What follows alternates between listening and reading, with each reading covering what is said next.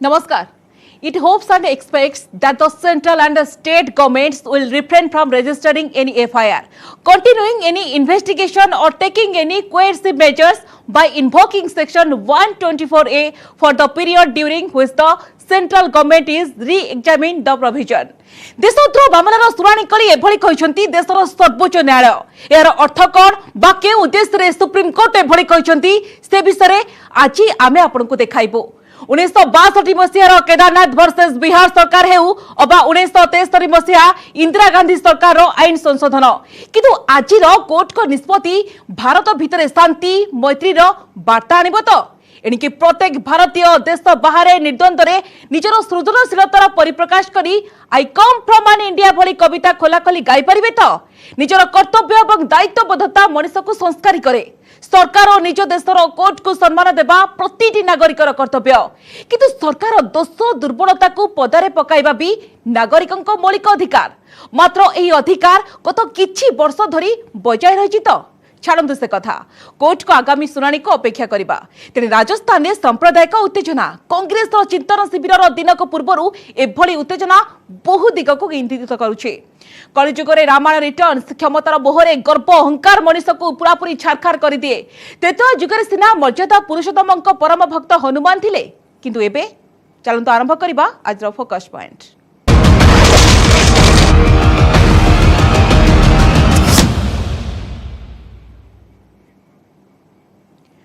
देशद्रोह आईन प्रसंग में सुप्रीम राय कॉलोनियल लॉ पर रोक लगाई सर्वोच्च न्यायालय। देशद्रोह आईन पुनः समीक्षा प्रक्रिया शेष न होबा जाए आईपीसी धारा 124A रे नुआ मामला रुजु होई पारिबो नाही बोली सुप्रीम कोर्ट को 3 जणिया खंडपीठ अहम फैसला सुनाइछंती।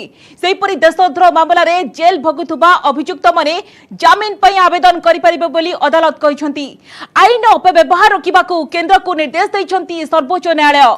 सुप्रीम कोर्ट को अंतर्निहित निष्पत्ति को विभिन्न महल में स्वागत कर सेपटे लक्ष्मण रेखार उदाहरण देई केंद्र आईन मंत्री किरण रिजिजू कहते जे उभय न्यायपालिका एवं व्यवस्थापिका परस्पर को सम्मान जणाइबा उचित। देशद्रोह आईन रे सुप्रीम रोक सुप्रीम कोर्ट को ऐतिहासिक फैसला पुनः समीक्षा जाए रुजु हेबनी नुआ मामला जामिन आवेदन करि पारिबे अभियुक्त आईन रो पुनर्विचार पई केंद्र को निर्देश। जुलाई तृतीय सप्ताह परवर्ती शुणाणी बहुचर्चित देशद्रोह आईन उपरे रोक लगाई सर्वोच्च न्यायालय। एकाधिक पिटिशन एवं केंद्र सरकार सत्यपाठ उपरे शुणाणी करी ऐतिहासिक राय दैछंती सुप्रीम कोर्ट को 3 जणिया खंडपीठ। प्रधान विचारपति justice NV Ramana, justice Suryakant एवं जस्टिस हिमा कोहली खंडपीठ आईन उपरे रोक लगाइबा सह पुनर्विचार पई केंद्र सरकार को निर्देश दैछंती। खंडपीठ कहिसंती देशद्रोह आईन पुनः समीक्षा शेष न होबा जाए कौनसी व्यक्ति विरोध में आईपीसी धारा 124A रे नुआ मामला रुजु करा जाई पारिबो नाही। सेहीपरि जेउ माने देशद्रोह मामला रे जेल भोगुछंती से माने जामिन पाई आवेदन करि पारिबे। सुप्रीम कोर्ट ने आज अहम ऑर्डर पास किए कि आज के बाद कोई राज्य सरकार या केंद्र सरकार किसी भी व्यक्ति के खिलाफ राजद्रोह का गुनाह रजिस्टर नहीं कर सकती। दूसरी अहम बात आज ये है कि सेंट्रल गवर्नमेंट ने ये बात इन प्रिंसिपल मान ली कि इस राजद्रोह का इस्तेमाल कई सरकारों ने गलत तरीके से किया है, अपने पॉलिटिकल अपोनेंट को दबोचने के लिए किया है और इसीलिए इसका मिसयूज अवॉइड करने के लिए सेंट्रल गवर्नमेंट ने कुछ अमेंडमेंट्स के सुझाव दिया है, जिसमें एक सुझाव ये भी है कि बिफोर रजिस्टरिंग एनी FIR कोई भी व्यक्ति के खिलाफ फिरियाद राजद्रोह के दर्ज होने के पहले सुप्रीडेंट ऑफ पुलिस की प्रायर परमिशन जरूरत है। ये गवर्नमेंट हमेशा बार बार ये कहती आई है कि हम जो भी पुराने कॉलोनियल लॉज हैं उनको हम रद्द करना चाहते हैं, जिनका इस इंडिपेंडेंट डेमोक्रेटिक इंडिया में जिसका कोई भी there is no room for it. तो जब इनके लिए कोई स्थान ही नहीं है तो हमको ये सोचना चाहिए कि 1870 का एक पुराना कानून जिसको हमारी law commission of India justice BS Chauhan थे उस टाइम लॉ कमीशन के चेयरपर्सन, इनफैक्ट शिवानी ने उसका एक नोट किया था उस पे एक्सपर्ट ओपिनियन दिया था कि ये कानून को या तो रद्द करना चाहिए या इसको वाटर डाउन कर देना चाहिए। देशद्रोह आईन दुरुपयोग को नहीं केन्द्र को प्रश्न करिसेंती सुप्रीम कोर्ट। आईन अपव्यवहार रोकने को केन्द्र सरकार राज्य मानकु निर्देश दे पारिबे बोली प्रधान विचारपति जस्टिस रमन्ना कहिसेंती। वर्तमान सुधा देश में 800 रु अधिक देशद्रोह मामला रुजु होइतिबा बेले 13,000 रु अधिक व्यक्ति विचाराधीन कैदी भावे सजा भोगुछंती। पूर्व दायर देशद्रोह मामला गुड़ी केस टू केस आधार में विचार करा जिवो। सुप्रीम कोर्ट अंतिम राय आसिबा परे एही आईन को नहीं स्पष्टता प्रकाश पाइबो।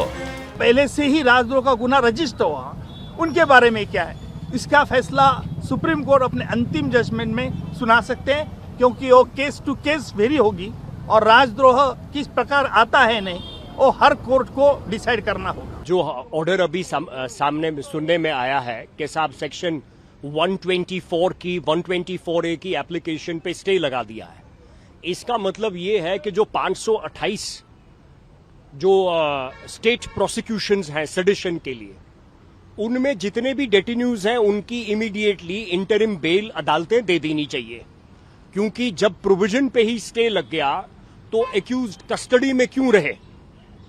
तो ये कदम इमीडिएटली जो है उठाने चाहिए और जहां जहां मुलजिमों के केस हैं, चाहे हाई कोर्ट में, अपील में है या ट्रायल कोर्ट में है, उनको इमीडिएटली आज शाम तक या जैसे कल शाम तक इन सारे एक्यूज लोगों को इंटरिम बेल देके मुचल के लेके छोड़ देना चाहिए। सुप्रीम कोर्ट को अंतरीण फैसला को सबु महल रे स्वागत करा जायछि। पूर्वतन आईन मंत्री अश्विनी कुमार को कहिबा कथा पूर्वरु देशद्रोह आईन को नहीं द्वंद्व थिला, न्यायालय राय परे मानवाधिकार क्षुण्ण रोका जाई पारिबो। सेपटे सुप्रीम कोर्ट को राय को सम्मान जणाइछंती केंद्र आईन मंत्री किरेन रिजिजू। तेबे से एहा मध्य कहिछंती जे लक्ष्मण रेखा को अतिक्रम करिबा अनुचित, अदालत एवं सरकार परस्पर को सम्मान देबा जरूरी। We respect the court, we respect the independence of the court, but there are things which is called Lakshman Rekha. All the organs of the state must respect each other, our respect in letter and spirit. Whatever we say, whatever we do, we have to ensure that we respect the provisions of the Constitution of India as well as all the existing laws. इस कानून की implementation हो या ना हो, ये एक अहम सवाल था, और क्योंकि इस कानून की वैधता पर तरह तरह के सवाल उठे हैं और मैं समझता हूँ सही उठे हैं, इसलिए जब तक इस कानून के बारे में कोई अंतिम फैसला नहीं होता तब तक लोगों के मानव अधिकारों का हनन इस कानून के तहत ना हो, ऐसा ही सुप्रीम कोर्ट ने सुनिश्चित किया है। मैं समझता हूँ देशवासी सुप्रीम कोर्ट का आभार मानेंगे। केंद्र सरकार पक्षरु सॉलिसिटर जनरल तुषार मेहता जुक्ति उपस्थापन करथिबा बेले आवेदनकारी पक्षरु जुक्ति बाढ़ी वरिष्ठ वकील कपिल सिब्बल। गत सोमवार केंद्र सरकार पक्षरु दाखल होइतिला नुआ सत्यपाठ। मंगलवार सुप्रीम कोर्ट एही मामलार शुणाणी करी केंद्र को जवाब तलब करथिले। बुधवार सुप्रीम कोर्ट को 3 जणिया खंडपीठ उभय पक्षों जुक्ति शुणिबा परे अंतरीण निर्देश दैछंती। जुलाई तृतीय सप्ताह रे देशद्रोह आईन रो परवर्ती शुणाणी करिवे Supreme Court. Bureau report news 18 Odia. British अमलरू प्रचलित होई आसुथुबा देशद्रोह आईन उपरे स्थगितादेश जारी करिसेंती सुप्रीम कोर्ट। आईन पुनः समीक्षा सहित दुरुपयोग रोकिबाकू केंद्र सरकार को निर्देश दिया जायछि। जुलाई तृतीय सप्ताह रे मामलार शुणाणी करिवे सुप्रीम कोर्ट। एबे जानिबा कोन एही देशद्रोह आईन, कोन एहार इतिहास, के उद्देश्य रे प्रणीत होइतिला एही कठोर आईन, प्राक स्वाधीनता अमलर एही आईन स्वाधीनतार 75 वर्ष परे भी देश पई प्रासंगिक कि नुहे। आसंतु देखिबा एही रिपोर्ट। एबे नजर पकाइबा देशद्रोह आईन कोन। ब्रिटिश शासन काल रे 1837 मसीह रे प्रस्तुत होइतिला देशद्रोह आईन ड्राफ्ट। ब्रिटिश ऐतिहासिक तथा तत्कालीन राजनेता थॉमस बाबिंगटन माकाउले ड्राफ्ट प्रस्तुत करथिले। एथिरे दर्शा जायतिला जे जदि कोनोसी व्यक्ति मुहरे किंबा लेखारे किंबा अन्य का माध्यम रे घृणा, द्वेष एवं अवमानना सृष्टि प्रयास करती किंबा विधि द्वारा प्रतिष्ठित सरकार प्रति असंतोष सृष्टि करने को अपचेष्टा करती तांकु आजीवन कारादंड रे दंडित करा जाय परिबो। यह कारादंड को आहरी 3 वर्ष वृद्धि करने सह जोरिमाना लागू करा जिवो। एबे जानिबा ए कॉलोनियल लॉ प्रणयनर मुख्य उद्देश्य कौन।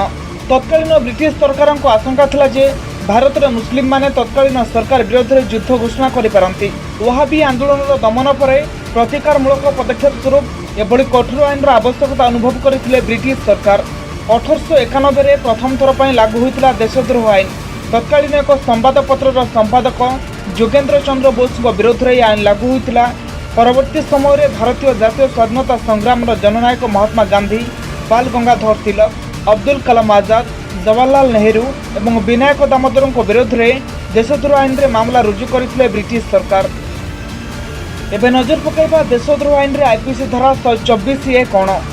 आईपीसी धारा 124A अनुजाई देशद्रोह एक जमीन विहीन अपराध। एथिरे सर्वनिम्न 3 वर्ष आजीवन कारादंड रे दंडित करा जाई परिबो। यह सह अभियुक्तों को जोरिमाना करा जाई परिबो। केवल सेतिक नुहे, जदि कौन व्यक्ति विरोध में देशद्रोह मामला रुजु हुए तेबे से सरकारी चाकरी हराइबे एवं पासपोर्ट बाज्याप्त करा जिवो। 1973 मसीह तत्कालीन प्रधानमंत्री इंदिरा गांधी कार्यकाल समय देशद्रोह मामला को धर्तव्य अपराध रे नामित करा जायतिला। फल कौन व्यक्ति को बिना वारंट रे गिरफ्त करा जाय परिबो। 1962 मसीह सुप्रीमकोर्ट केदारनाथ केस रे देशद्रोह मामलार ऐतिहासिक राय देइथिले। सुप्रीमकोर्ट के 5 जणिया खंडपीठ देशद्रोह आईन वैधता को बजाय रखुले। तेज न्यायालय स्पष्ट करथिले जे सरकार को समालोचना हिंसात्मक रूप ननेबा पर्यंत या देशद्रोह मामला कहुई पारबनी। गत वर्ष सुप्रीमकोर्ट देशद्रोह आईन पर टिप्पणी देते। स्वाधीनतार 75 वर्ष पर यह आईन आवश्यकता अच्छी कि बोली जानवा चाहते सर्वोच्च न्यायालय। अदालत मध्य प्रश्न करथिले जे सरकार विभिन्न पुराना आईन को रद्द करने को प्रयास करुवा बेले यह आईन प्रति कहीं दृष्टि देना। केंद्र सरकार गत सोमवार देशद्रोह आईन को नहीं सुप्रीमकोर्ट रे नुआ सत्यपाठ दाखल करथिले, जहाँ राय देइछंती Supreme Court. Bureau report, news 18 Odia. पुणी राजस्थान में उत्तेजना। काराउली जोधपुर पर एबे भीलवाड़ा रे सृष्टि होइछि सांप्रदायिक उत्तेजना। दिनक परे उदयपुर कांग्रेस चिंतन शिविर आरंभ हेबाकु थिबा बेले कांग्रेस शासित राजस्थान रे देखिबाकु मिलिछि गोटे पर गोटे सांप्रदायिक उत्तेजना। व्यापक पुलिस फोर्स मुतयन सहित इंटरनेट सेवा बंद करी अशोक गहलोत सरकार परिस्थिति को नियंत्रण में रखिबाकु चेष्टा करिसेंती। सेपटे किंतु बीजेपी टार्गेट रु बर्ती पारि नाहांती। कांग्रेस रो तुष्टीकरण राजनीति पई एभली परिस्थिति सृष्टि हेउथुबा कहिछि बीजेपी।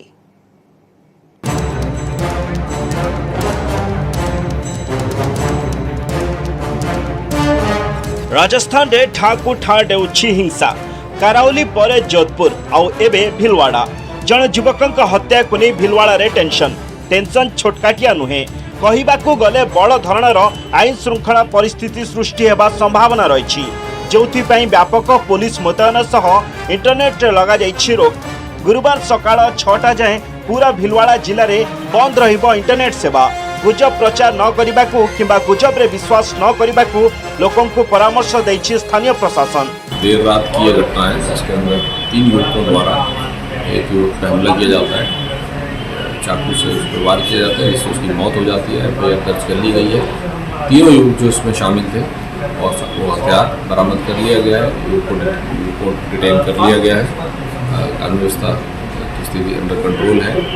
आपके माध्यम से मैं जनता से अपील करना चाहता हूँ कि अफवाहों पर ध्यान नहीं दें और शांति व्यवस्था बनाए रखें। भिलवाड़ार कोटवाली थाना अंचल में जड़े 22 वर्षीय युवक हत्या को नहीं सृष्टि होइछि टेंशन। गत मंगलवार आदर्श तापाड़िया नामक युवक जनक बाइक रे जाउथबा बेले तांकु संख्यालघु संप्रदायर 3 जण युवक अटकाइथिले। आदर्श किछि बुझिबा आगरु तांकु छुरी भूसी देइथिले। घटना स्थल रे ही तांकर मृत्यु होइथिला। 2 दिन तळे आदर्शंकर सेही युवकंक सह गंडगोल होइथिला, जहाकु नै हत्याकांड घटिथिबा कुआ जाउछि। तेबे गंडगोल हत्याकांड 2टी भिन्न संप्रदाय मध्य होइथिबारु घटनार संवेदनशीलता अधिक रहिछि, जोथिपाई संभाव्य बड़ धरणर आईन श्रृंखला परिस्थिति एड़ाइबाकू पुलिस नेइछि व्यापक पदक्षेप। आखपाख अंचलर सीसीटीवी फुटेज संग्रह करी जांच करुछि पुलिस। भिलवाड़ा एसपी आदर्श सिंधुक कहवा कथा पुलिस घटना को गुरुत्वर सह नेइछि। वर्तमान सुधा हत्याकांड रे संपृक्त 3 प्रमुख अभियुक्तों को गिरफ्त करा जाइछि। अन्य मानक संपृक्ति नहीं तदंत जारी रही। तेबे मृत आदर्श तापड़िया परिवार लोकों कहवा कथा हत्याकांड रे 7 ରୁ 8 जन संपृक्त अछंती। समस्त को गिरफ्त करा न जिबा पर्यंत सेमाने मृतदेह नेबे नहीं। खाली सेतिकी नुहे 50 लाख टंका क्षतिपूरण मध्य सेमाने दाबी करछंती। गत सप्ताह भिलवाड़ार सानगेनेर अंचल में 2 जन युवकों उपर होइथिला आक्रमण। दुर्वृत्त माने सेमानंको आक्रमण करबा सह सेमानंको बाइक पोड़ी देइथिले। सेही घटनारे मध्य 24 घंटा पई बंद रहिथिला इंटरनेट सेवा। राज्य में गोटिए पर गोटिए स्थान में देखा देउछि हिंसा, जहाकु नि अशोक गहलोत नेतृत्वाधीन कांग्रेस सरकार को टार्गेट करिछि बीजेपी।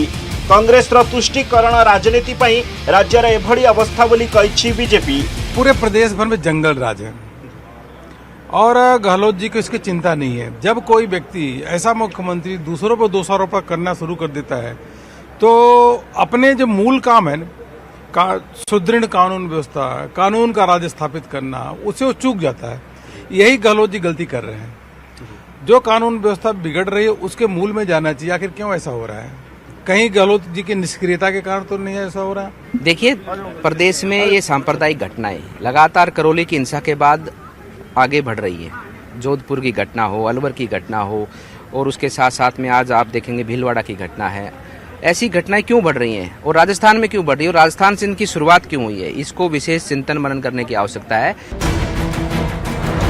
दिनक पर अर्थात 13 तारिख में राजस्थान उदयपुर में कांग्रेस करने जाऊँगी 3 दिनिया चिंतन शिविर। किंतु 2 मास है राज्य गोटे पर गोटे स्थान में देखा देउछि सांप्रदायिक हिंसा।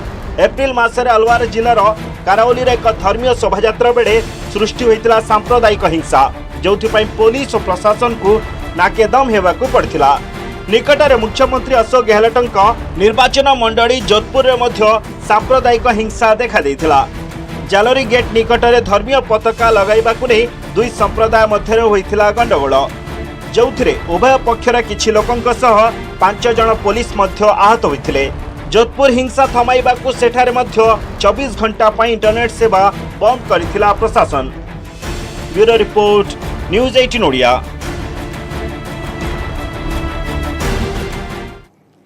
एकदा त्रेता जुगरे रावणर अहंकार और गर्व जोगु सुनार लंका जली पोड़ी पाउंस हो जाइथिला। पवन पुत्र तथा मर्यादा पुरुषोत्तम रामचंद्रଙ୍କ परम भक्त हनुमान लंकारे निया लगाई देथिले। किंतु एक कथा आज आमे काहेकि कहूछु, कली जुगरे काहेकि होइछि रामायण रिटर्न्स, काहेकि पुणी थरे मने पड़ जाउछि सेही ओडिया रूढ़ी अति गर्वे हत लंका। देखंतु report. Shri Ram.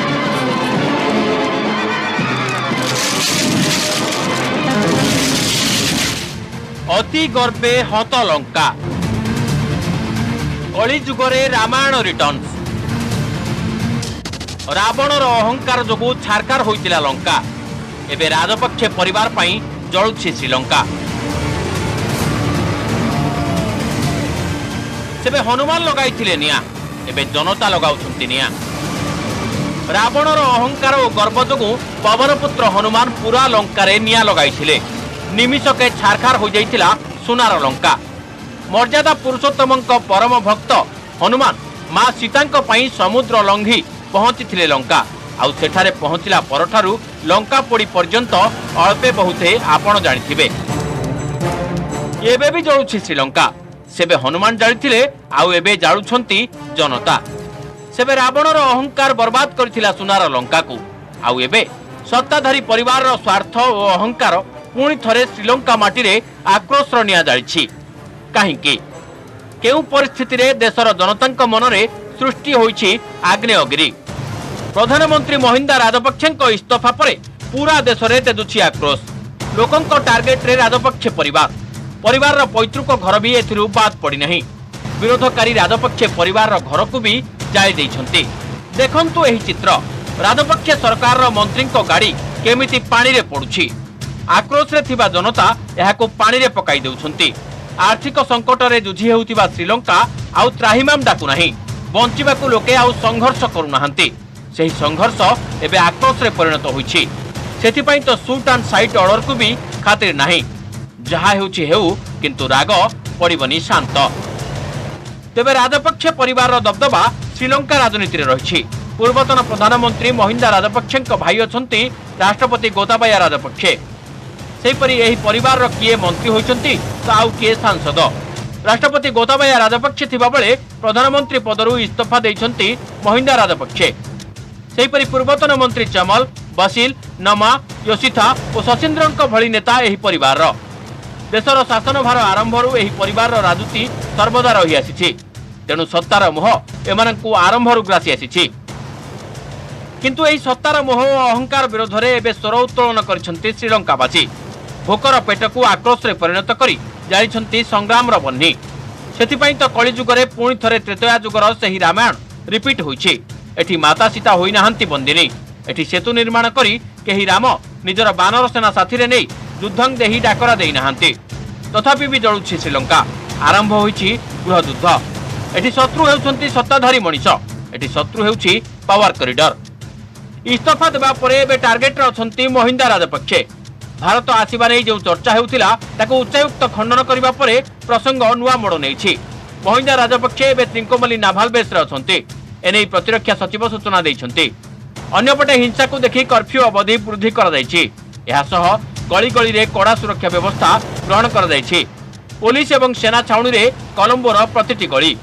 Government buses, cars, all of these were burnt by an angry mob because clashes between the pro-government and anti-government protesters turned 1948 रे देश ब्रिटेन ठारू स्वाधीन होबा परे एभली गंभीर आर्थिक संकट केबे भी देखा जाई नथिला।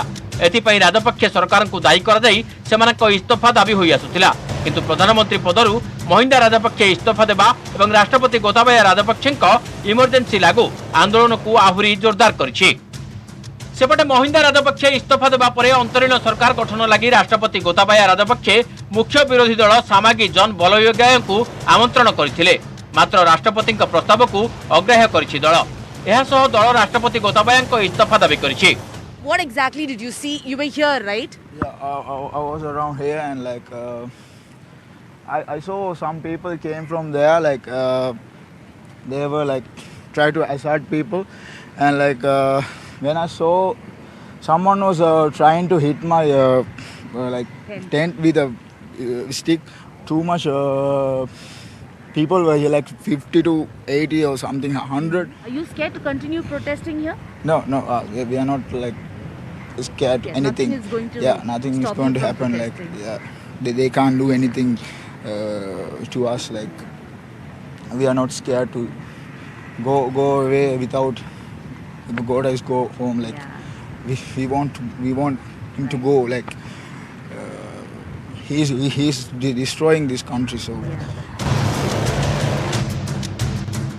श्रीलंकार आय मुख्यतः पर्यटन और बाहर देशरू आसुथिबा रोजगार उपर निर्भर करिथाय। किंतु कोरोना जोगु पूरा श्रीलंकार मेरुदंड भांगी जाइछि। आय बंद हेबारु ऋण सुझिबाकू विदेशी मुद्रा भंडार रे नियंत्रण देखादेला। फल श्रीलंका सरकार विदेशरू विभिन्न सामग्री आमदानी करबा बंद करदेले। सेहीपरि सरकार उपरे एबे 51 बिलियन डॉलर रो विदेशी ऋण बुझ। याकू केमिति सुझिबे सरकार? प्रधानमंत्री इस्तीफा परे एबे कामचला सरकार गठन करबाकू राष्ट्रपति प्रस्ताव दैथिले। किंतु ताहा मध्य विरोधी ग्रहण करिनाहंती। फल एबे राष्ट्रपति पाखरे रहिछि दुईटी विकल्प। प्रथमतः से निजे इस्तीफा देबे, द्वितीय रे सेना और पुलिस मुतयन करी आंदोलन को दमन करिवे। श्रीलंकार एबे गृहयुद्ध परिस्थिति। गोटेपटे आर्थिक संकटर बोझ पूरा देश को तैलक्रांत कर सारिलाणी। अन्यपटे आक्रोशर निया भयंकर हिंसारे परिणत होइछि। गणतंत्र को सम्मान जणाई भारत सेना पठाइबाकू मना कर देइछि। एभली स्थिति रे सिंहल देशर अवस्था अनिश्चितता दिगरे गति करुछि। गोटिए परिवार मोह एवं अहंकार आज पूरा देश को बर्बाद कर देइछि, जहाँ चिरकाल पई इतिहास पृष्ठारे लिपिबद्ध होई रहिबो एक कला अध्याय होई। Bureau report, news 18 Odia.